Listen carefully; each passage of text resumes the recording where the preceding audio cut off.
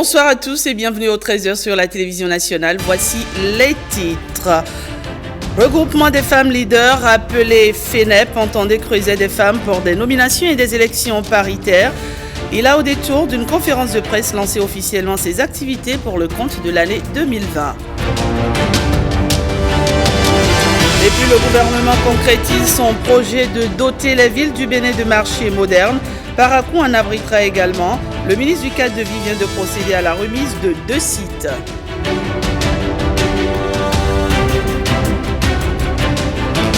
Également au menu, les 5 communes du plateau sont décidées à accroître leurs ressources propres.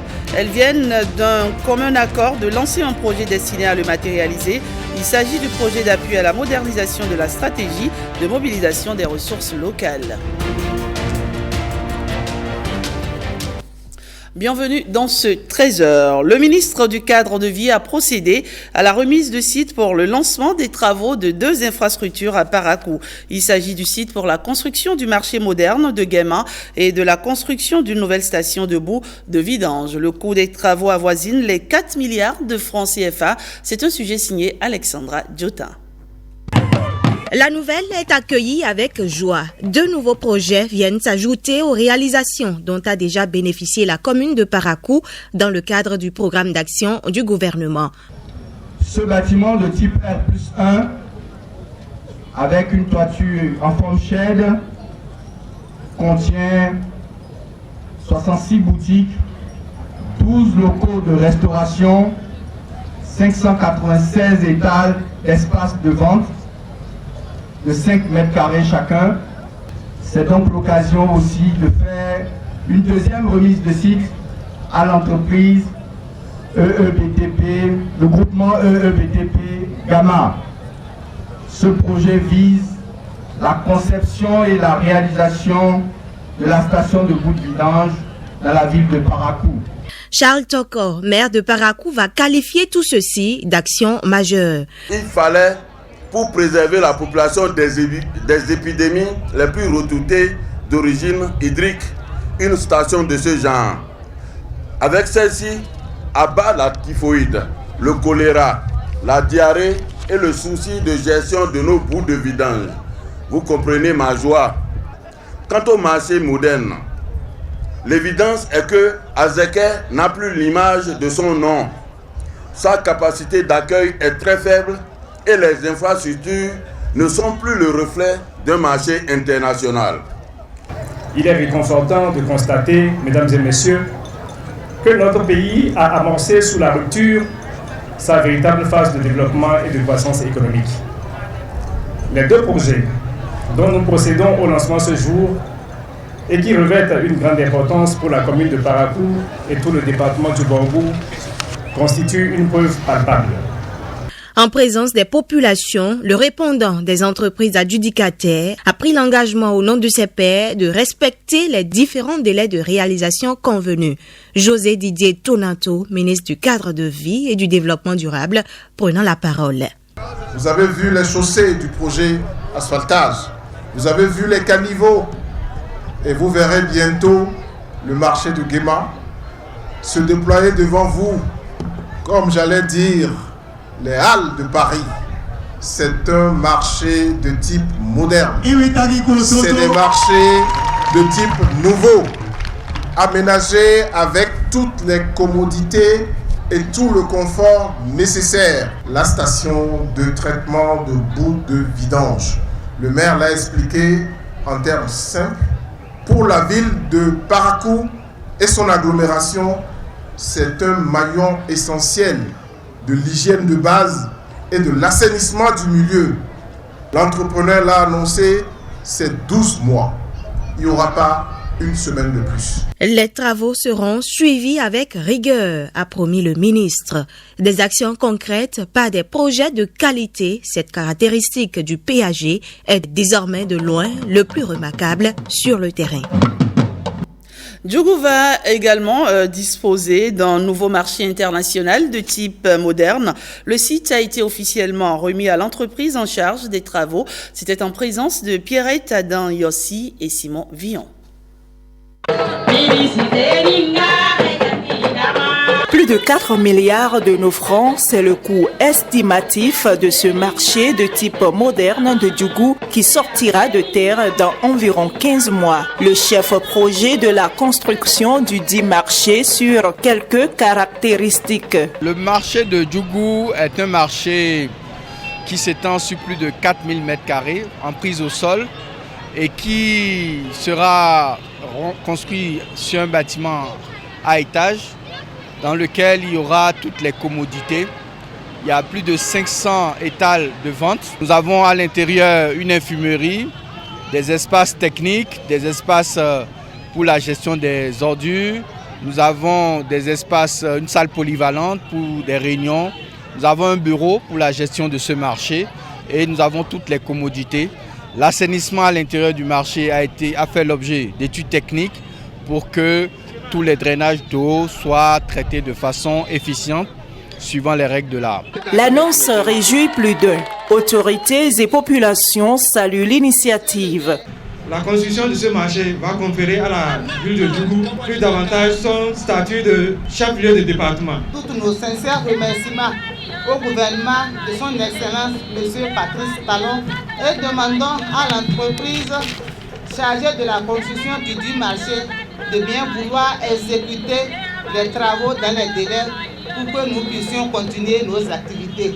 L'entreprise Gétran en charge de la construction du marché s'engage à respecter les prescriptions. Nous mesurons la pleine responsabilité qui nous incombe et nous nous engageons à effectuer ces travaux dans le respect total des prescriptions qui ont été faites dans le cahier de charges en respectant les délais et la qualité. Pour le ministre du Cadre de Vie, la construction de ce marché va renforcer le statut de chef-lieu de département que détient Djougou.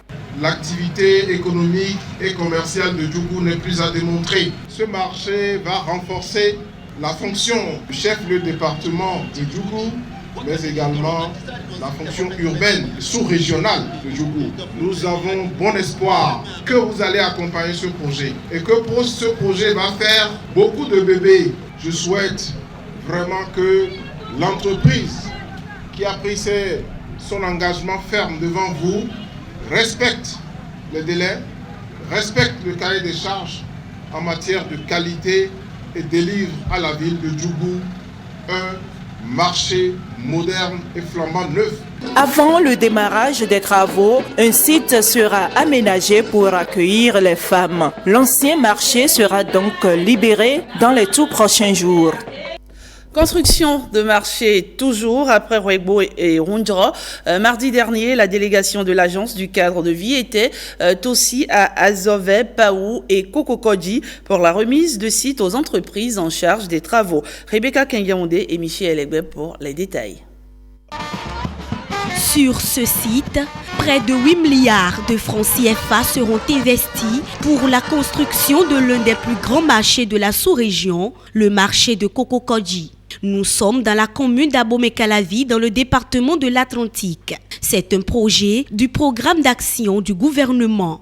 Qu'ils nous souviennent que dès les premières semaines de l'avènement du président Patrice Talon à la souveraineté nationale, il a élaboré un document programmatique, le programme d'action du gouvernement, le PAG. Dans ce document, il y a plusieurs projets phares et plusieurs projets prioritaires.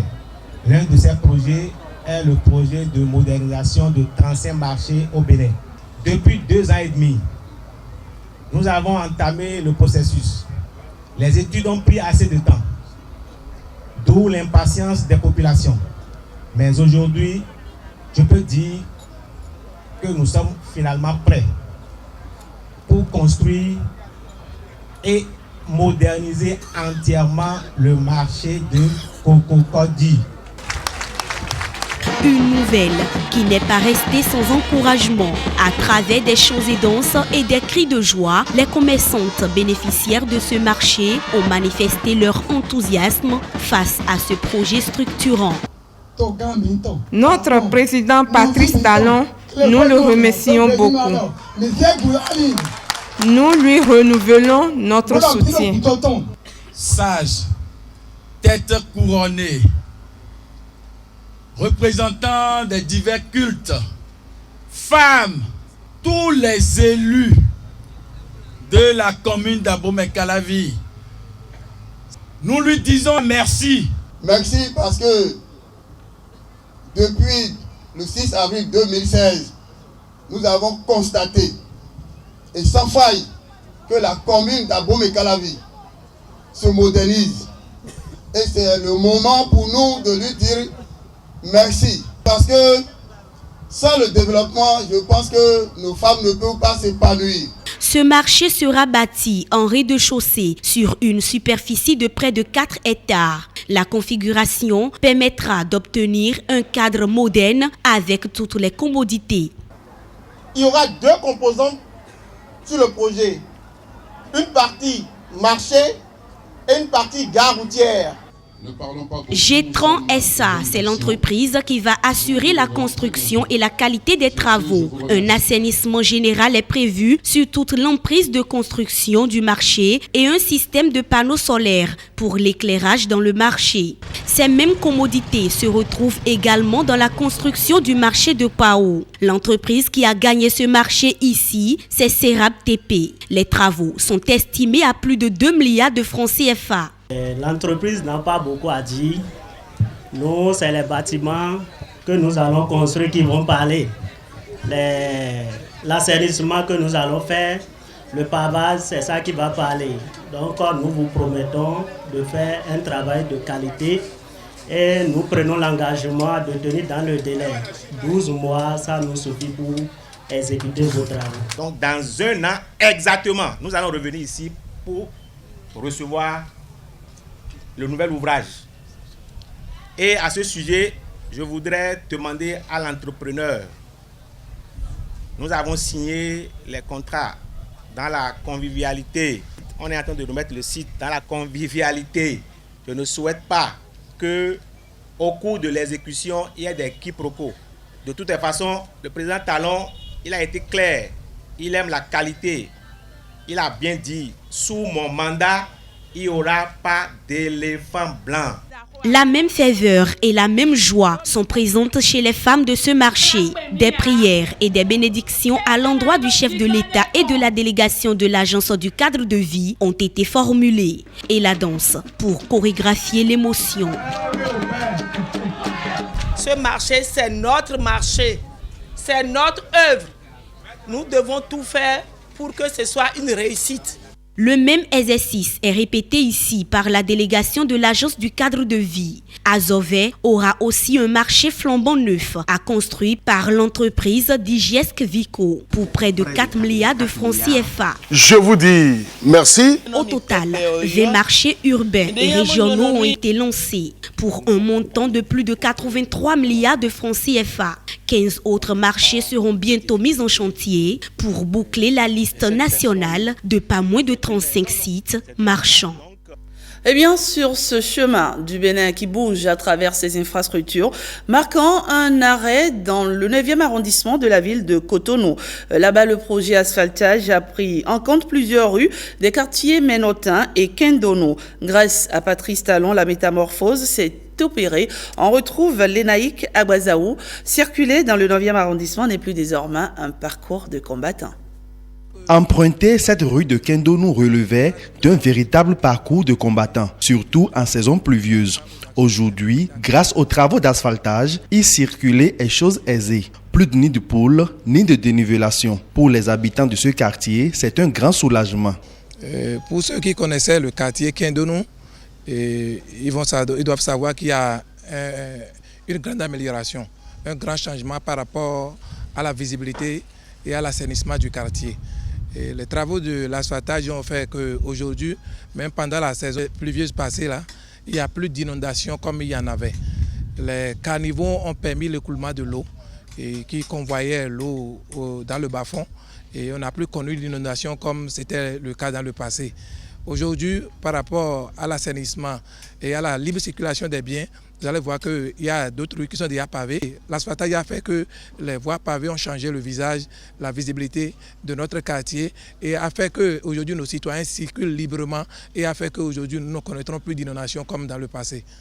Quand tu sors, tu vois jusqu'au fond. C'est tout ce qui se passe, c'est clair devant toi.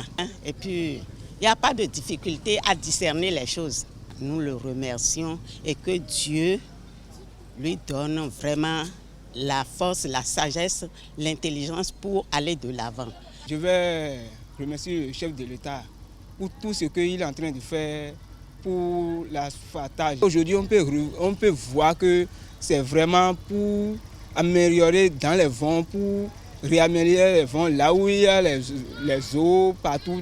Donc voilà, je peux dire au chef de l'État que ce qu'il est en train de faire, c'est un bon travail. L'image de Cotonou, en général du 9e arrondissement et de Kendonou en particulier, change véritablement grâce aux actions du chef de l'État que nous remercions infiniment. À quelques pas de Kendonou, nous voici à Ménontin qui connaît aussi la même toilette. Les rues les plus impraticables changent de physionomie. Donc le président lui-même personnellement aujourd'hui il a pris la meilleure décision. Celui qui mettra les routes en valeur construira ce pays. Donc heureux pour lui qu'il a fait et que c'est très positif. Donc ça donne maintenant le tourisme futur et les gens qui veulent se reconnecter pour se retrouver plus rapidement lorsqu'ils viennent au Bénin. D'ailleurs il y en a plein qui commencent à revenir au pays et pensent même retourner définitivement. On ne peut qu'encourager notre président à continuer dans la même lancée pour qu'on puisse avoir un bon Bénin, un Bénin joli comme les autres pays. On a l'habitude de voir les pays occidentaux, les voies sont bien aérées. C'est une très très bonne chose, il faut que nous soyons honnêtes. Que nous appartenions à un bloc A, à un bloc B ou C, ce qui est important, c'est le développement du pays. Et je pense que nous avons tous remarqué, nous avons vu les gros efforts qui est fait en ce moment. On ne peut que remercier le gouvernement et souhaiter que les 12 phases qui arrivent, parce que nous ne sommes qu'à la première phase. Ce que nous constatons, c'est la première phase. Si on va à la phase 2 et à la phase 3, je pense que tout le pays s'en porterait mieux. Soyons honnêtes, il n'y a pas de débat politique autour de ça. C'est est-ce que le pays avance, c'est ce qui est important. Si ce gouvernement n'existe pas, on va créer. Donc moi, je suis content quand même de ce qui se fait de façon générale. Sinon, on roulait dans les trous avant. Si vous avez de moto, vous voyez la santé de votre moto, vous-même, vous ne dormez pas bien la nuit. Moi, je remercie beaucoup le gouvernement. Le gouvernement fait son travail.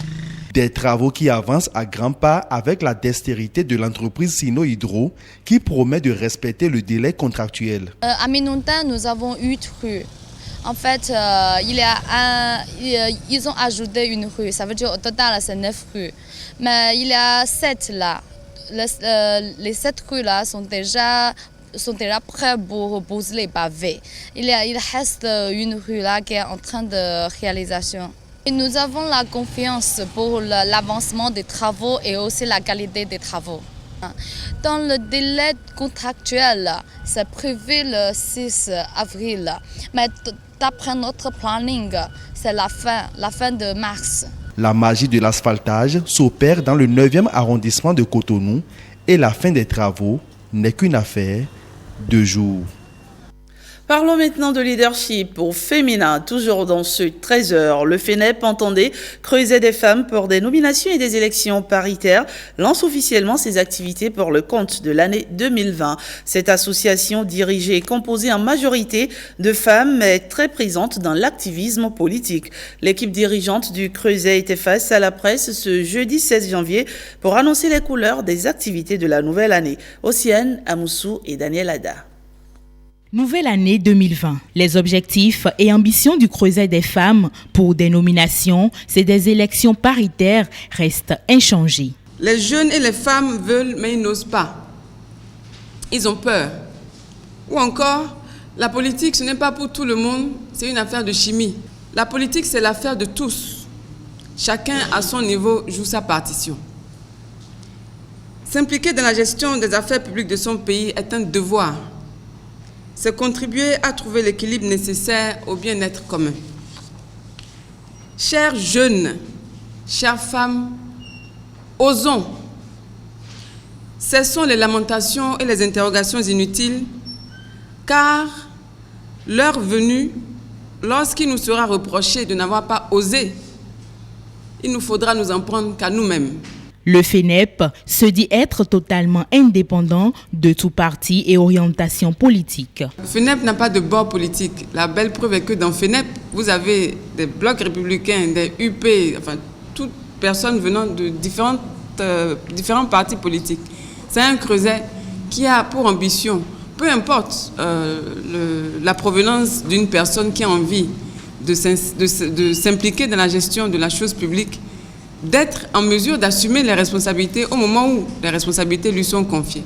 Nous voulons tout simplement porter l'équilibre en genre, si je peux dire ça comme ça, et générationnel, parce qu'il faut vraiment combler le gap de jeunes et de femmes qui manquent cruellement dans l'espace public actuellement.